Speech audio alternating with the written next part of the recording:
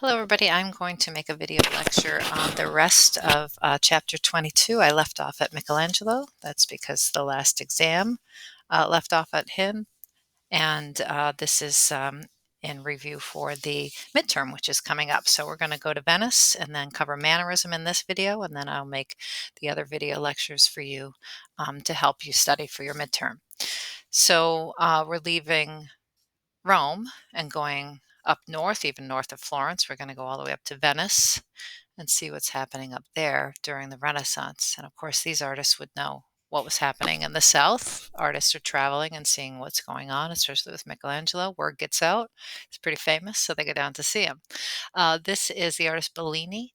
We're not going to really cover him because I'm going to cover two other artists associated with him. So the first artist we're going to look at from Venice is Giorgione. He is the founder of the Venetian Renaissance. He's one of the first ones um, working during the Italian Renaissance up there in the style of the Renaissance. He pioneered tonalism, which is a type of blending, and he'll teach this to a very, very famous artist, Titian. Giorgione is a man of mystery. Um, and we'll get to that in a second. So this is called The Tempest. That's the title of the painting. And a tempest is a storm. So somebody says you're tempestuous. That means you're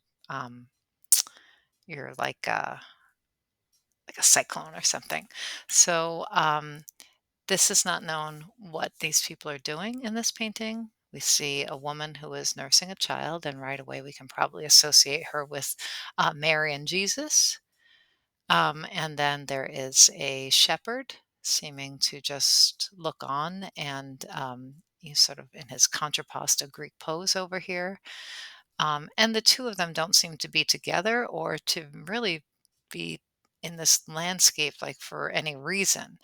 Giorgione was very good at painting nature, and he liked to use this what we call brackets or framing. You can see even the figures um, are part of the framing so that our eye travels right into the painting all the way back to the storm. And he also puts in some classical references here. And then we have this bridge from one place to another almost with these two figures. So it's mysterious what he's doing, but we can see that he probably had seen the art of Leonardo da Vinci. We see that type of brushstroke. The sfumato seems to be happening. In fact, excuse me, he did see Leonardo da Vinci.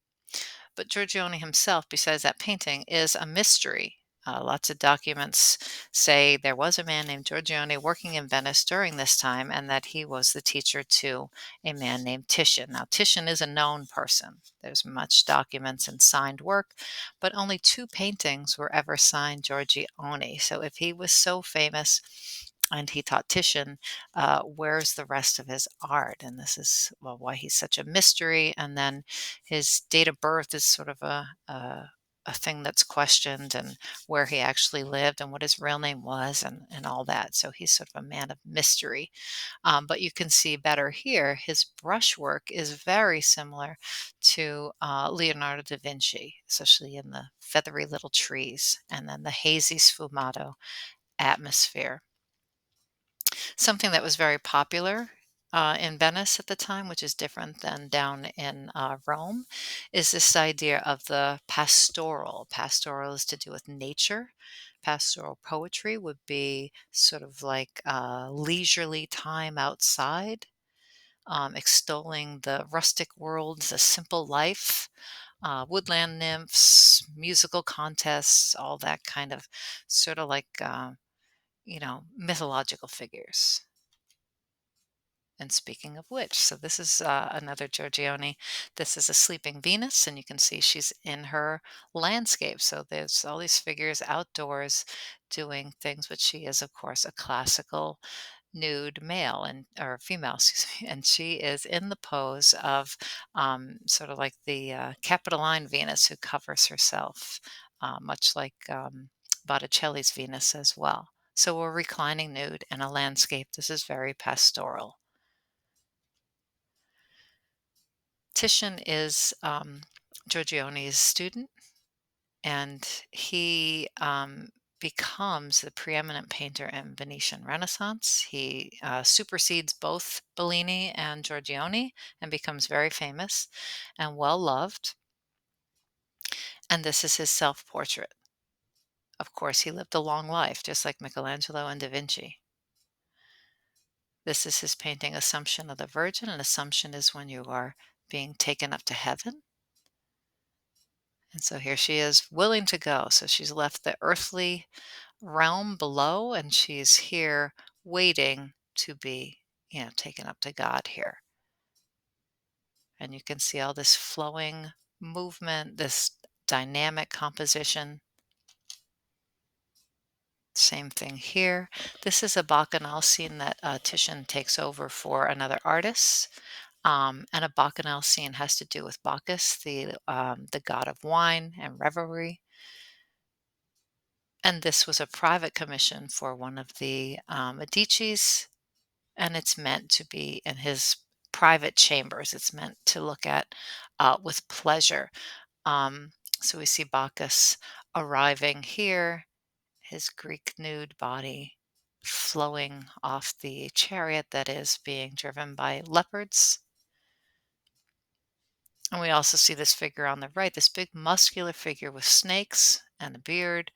He is in a reference to Laocoon, which is the sculpture that Michelangelo had seen before carving his Moses. And Titian had gone down and seen this in Rome as well. So he's making some references. He knows about classical things. He knows about things that Michelangelo had looked at. He's being Renaissance. This is his portrait of Isabella d'Este, and you can see how good he is at texture. Um, this woman was one of the most important Renaissance art patrons. She bought a ton of artwork and supported the arts.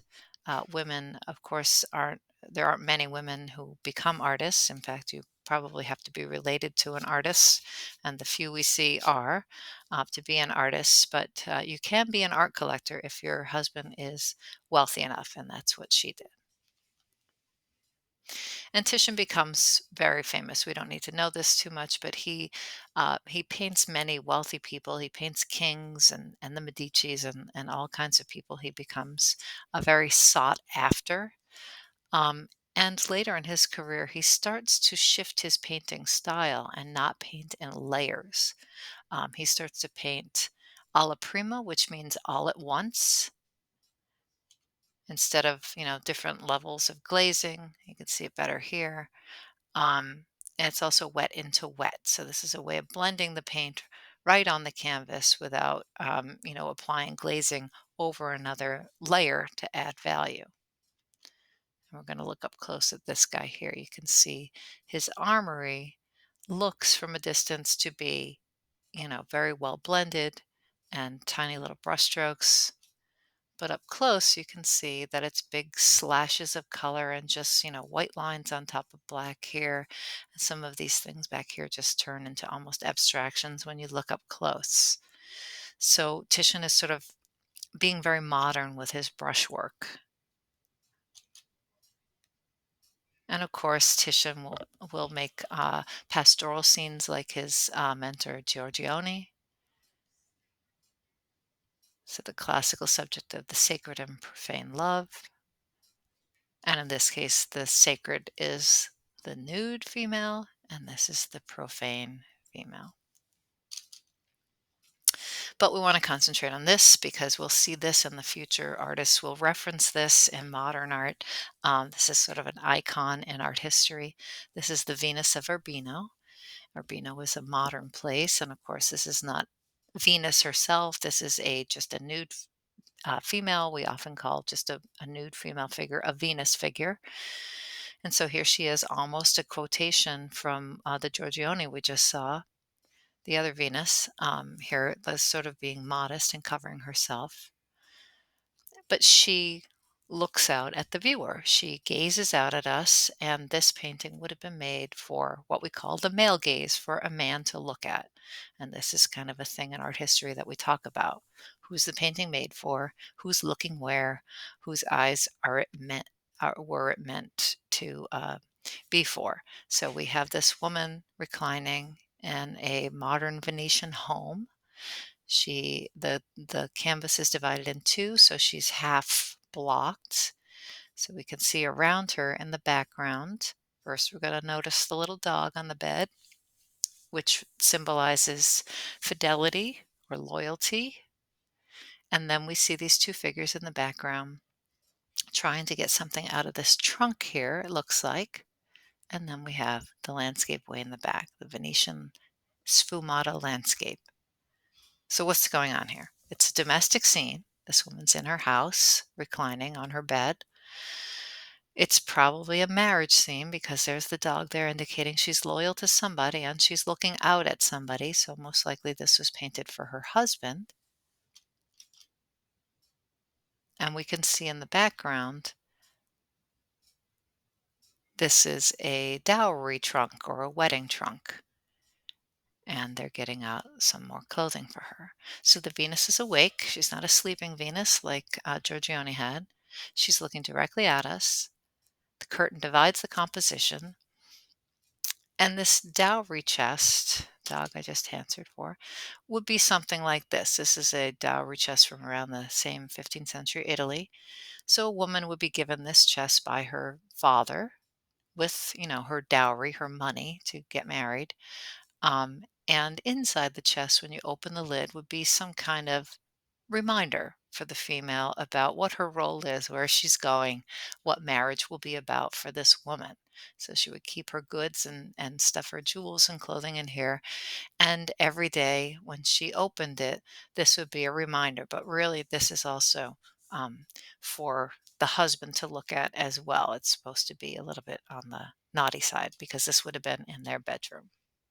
So that's the scene that's going on here. The whole thing is about most likely um, a wedding or her wedding or a reminder of her wedding vows is most likely what it is. But we're not going to discount the fact that she is nude and staring out. She is there for his pleasure. Whoever it is that's looking at her, most likely meant for her husband. We look at a Venetian architect, a very famous Venetian architect, Palladio. Um, he was a Renaissance man, just like down in Rome. He collected ancient texts. He knew Vitruvius's books on architecture. The books are actually called On Architecture. Vitruvius is a Roman artist and architect who wrote these 10 books uh, on the perfect way to make buildings and humans and all kinds of things. Da Vinci, remember his Vitruvius Man, that drawing is based on this guy's books. So he wrote on architecture, but he also had all kinds of ideas about what perfect proportions are. He was an extension of what the Greeks were doing, Praxiteles and Polyclitus. And Palladio wrote his own books um, that would make their way to Thomas Jefferson. Not just the books, Thomas Jefferson would actually come and see some of his architecture and take it directly back to his home in Monticello, which we'll see soon.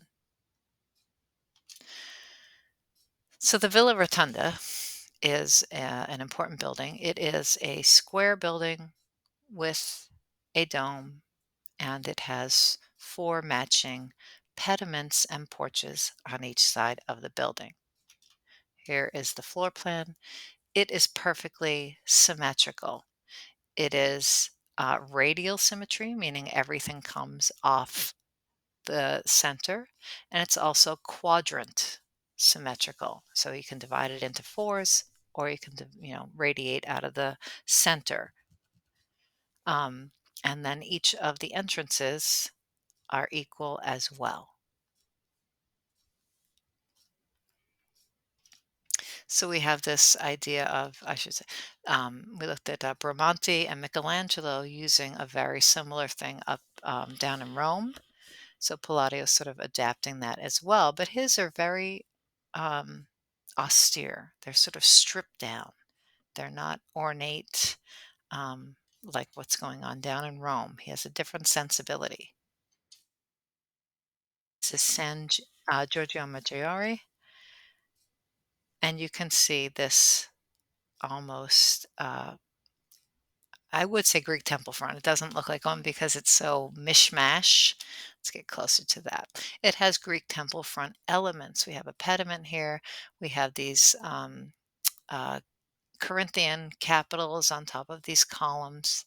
But these columns are on top of these, these pilasters holding them up. We have an arch as if it would be a tympanum, but it's not a tympanum truly. Um, so everything is sort of like strange proportions in a way, but it's sort of divided in half here. You can see, and then it's also very symmetrical this way as well. So he has his own sensibility about how to use classical elements, but they all have to be based on this rational mathematical formula or symmetry, which is in a way extremely Greek. And this is the inside of it. You can see where the dome would be. So he's using all kinds of Roman elements again. It's still the Renaissance. So we're going to have all these, classical references, the arches, the pediments, the columns, etc. Well, this is the end of the chapter, this style called mannerism. And mannerism refers to something being mannered or styled or by hand. Man is hand in French. Um, and that's can be confusing because most things we look at, artists have their own style of things, but this is really something, it's a style based on a style. So the Mannerist artists are very much aware of what the Renaissance artists have been doing. And this is slightly later. Actually, Michelangelo lives long enough to become a Mannerist. I think I said that about his staircase. That is a Mannerist work of art.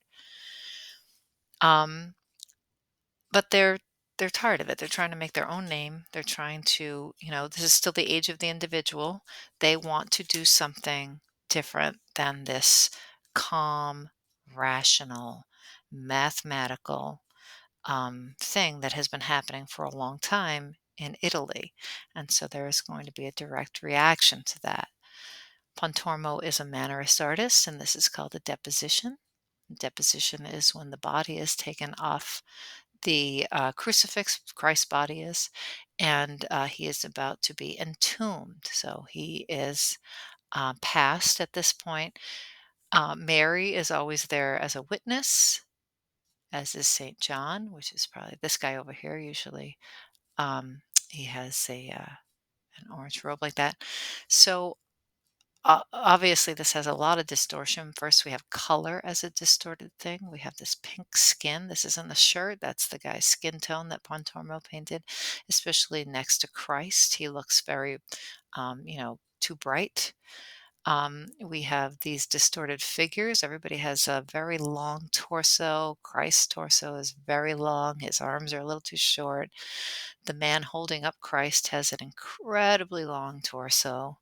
Um, and Mary is gigantic compared to everybody else. You can see how long this lady's neck is up here, and this lady. So everybody has distorted proportions. We have a distortion of color. We have an odd way of showing a scene that that is popular in the Renaissance, the deposition. So it's distorted scene in a way, distorted scale with Mary, and then it's distorted space, all that perfect one point perspective that we learned in the Renaissance is being compressed almost into a Gothic picture. If you remember the beginning of the course, the Berlinghieri, everything's sort of stacked up. And so artists are going back to this strange way of doing things with ignoring all the rules. But really, the idea is they know the rules, they're breaking them on purpose to be a certain style, this manner of things. So manners artists consciously reveal the constructed nature of their art. So they're calling attention to the fact that this is art. This is not a real spiritual um, presence. You are just looking at art. And this is an incredibly modern thing to for artists to be doing. Um, Instead of trying to show the natural works, Mannerist artists didn't try to disguise the fact that this is not real space. They're ignoring all the rules of perspective that all of those artists showing off in the Renaissance using perspective, that is now outdated. You have to be modern and do this new style. And frankly, not everybody loves this style. Not a lot of artists want to be Mannerists. They'd rather be more like Michelangelo. So we have these imbalanced compositions, elongated or distorted forms, ambiguous spaces, and strange presentations of traditional themes. That is what Mannerism is. Parmigianino is a Mannerist painter who started very young, and very young he catches the eye of the Pope. When he was just 21, he became one of the leading artists among Mannerists. And this is his self portrait in a convex mirror. And he presented this to the Pope, and he won lots of favors. He became famous immediately and worked for the Pope. And yes, we've seen a convex mirror before. We'll see another one coming up in the next chapter. A convex mirror distorts things already. So this is an easy telltale way to make something Mannerist is just to look into these convex mirrors and you can see what it does. It curves everything, but obviously it also distorts the scale, right? The hand looks giant compared to what it should look like. Parmigianino painted this Madonna with the long neck. That's what it's called now. It's not probably what it was called when he made it. We don't know what that is. And this is sort of the quintessential Mannerist painting. You can see all of the elongations of everything. It's right there in the title, the long neck, the very long torso. I mean, the Christ child is very, like he's stretched out. Mary is a much different scale than everybody else. We have this little quotation like Giorgione of classicism here. This leg is way too long. And then we have this weird um, space here. Right, one point perspective has shown us how everything goes back in space systematically, but here Parmigianino is just ignoring that. He's saying, well, things in the back are small. I'm just going to stick this guy in the back. Really, this size, he should be way like back here. So playing with this distortion to show that he understands how to break the rules. He knows about space. He's choosing to ignore a natural way of seeing or showing space. So it's mannered, it's stylized, it's sort of making a statement about painting itself. Bronzino, another Mannerist artist. This is a portrait of a young man with a book. And on the surface, this isn't all that distorted. This man probably did look like this, and he's not very elongated, but it's sort of a distorted pose. It's a very odd pose, the turning of it. I always think of Bronzino as sort of like foreshadowing the Baroque in this painting with his lighting and his blending. This is his Eleanor of Toledo. And he does take some liberties with like the width of the figures. But he's just incredibly good at all these little details. And this is his more like Pontormo kind of Mannerist painting. Venus, Cupid, Folly, and Time. We have Time pulling back the curtain on this sort of crazy scene between Venus and her son Mars. And so this is a distortion of a mythological scene. And you can see the distorted bodies as well. Like this back is way too long, and so are the legs. So, sort of playing with the idea of quoting mythology that would have been popular in Rome, using very similar colors, the blues and the pinks, but distorting everything for effect. Everything doesn't seem to make sense anymore. We haven't seen many female artists. This is Sofonisba Anguissola. We'll see a couple more in the next chapters as well. She is thought of as a mannerist painter, but really, I always just think of her as a Baroque painter. She kind of goes in both ways. Um, because she's a female, she's trained by her father, so there's a loophole how she becomes an artist.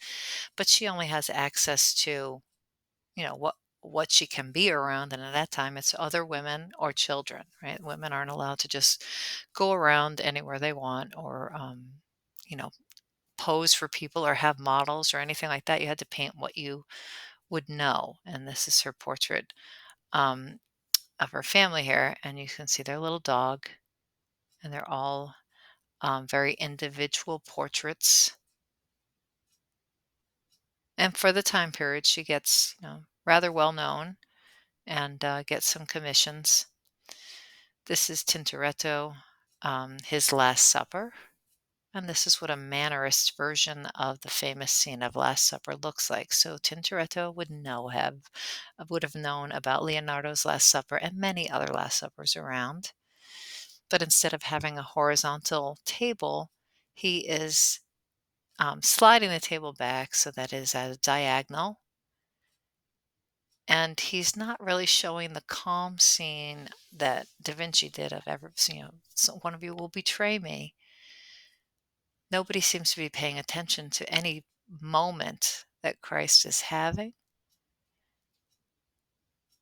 And we can see the people who would have served the table. Like we have the people working at the place where the Last Supper is taking place in this scene anyway. Right? We have this woman carrying something, and there just seems to be total chaos everywhere. It's like a busy restaurant. It does not seem like it is the calm, peaceful Last Supper that we would have seen in the Renaissance. And then we have these things flying all around, like the spirits coming around. Um, and the whole thing is dark as if it's all lit up by Christ's halo. It is a very odd, distorted scene of a holy scene. All right, well, that's it for that. Just finishing up the chapter, and I will get to chapter 23 soon. Thanks.